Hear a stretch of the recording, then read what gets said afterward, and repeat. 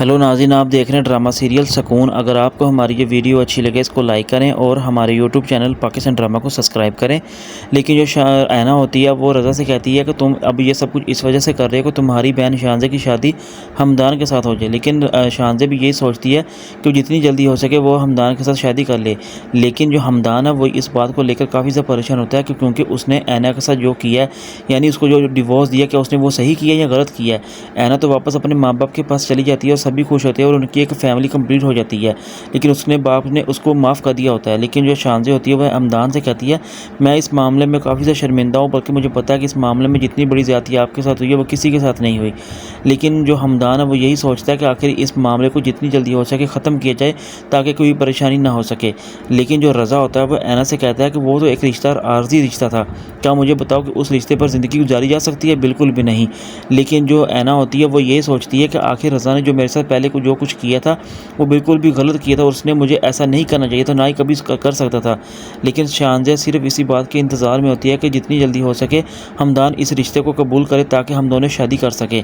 लेकिन जो ऐना होती है वो जब अपने बाप से मिलती है और उसका बाप उसे कहता है कि मुझे लगता है कि तुम दोनों के दरमियान में अब बिल्कुल भी कुछ नहीं रहा। लेकिन ऐना अपने बाप से कहती है कि अगर अब वो कुछ होता भी तो इससे कोई फ़र्क नहीं पड़ता, बल्कि मैंने इस घर से आने के बाद हर एक रिश्ते को ख़त्म कर दिया है। लेकिन रज़ा जो सा होता है वो अपनी गलती पर शर्मिंदा होता है और वो ऐना से माफ़ी मांगता है कि प्लीज़ मुझे माफ़ कर दो, मैं अपनी गलती पर बिल्कुल शर्मिंदा हूँ। लेकिन शानज़े भी इस बात पर लेकर सोचती है कि आखिर जो मैं सोचती थी उसने ऐसा ही किया है। लेकिन जो हमदान होता है वो शानज़े से यही कहता है कि प्लीज़ मेरी ज़िंदगी में अब तुम दोबारा क्यों आ रही हो, तुम्हारी वजह से मैंने एक लड़की को बिल्कुल छोड़ दिया है। लेकिन जो ऐना होती है वो रज़ा से कहती है कि अगर तुम उस दिन मुझे बिल्कुल भी ना रोकते तो मैं आज वो चेहरा किस तरह देख सकती थी जो मैंने देखा है हमदान के साथ रहकर।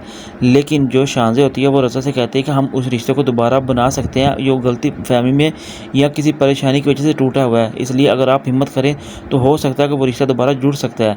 लेकिन रज़ा जो होता है वो अपनी गलती पर काफ़ी ज़्यादा शर्मिंदा होता है। वो ऐना से माफ़ी तो मांगता है लेकिन ऐना उसे अभी भी माफ़ नहीं करती। लेकिन वो अपने माँ बाप के साथ खुश होती है ताकि वो एक अच्छी ज़िंदगी गुजार सके। लेकिन उसकी माँ से कहती है कि प्लीज़ तुम अगर उसको माफ़ कर सकती तो हो सकता है वो माफ़ कर दो। लेकिन ऐना जो होती है वो रज़ा से यही कहती है कि मैंने आज वो चेहरा देख चुकी हूँ जो मैं हमदान के साथ रह कर देख लिया है। लेकिन जो हमदान होता है वो बहुत ज़्यादा परेशान होता है ऐना की वजह से, बल्कि वो शानज़े से कहता है कि शानज़े मैं तुमसे एक बात करना चाहता हूँ, अगर तुम मुझसे वाकई प्यार करती हो और मुझसे मोहब्बत करती हो तो मेरा एक काम करो कि मुझ पर एक मेहरबानी कर दो।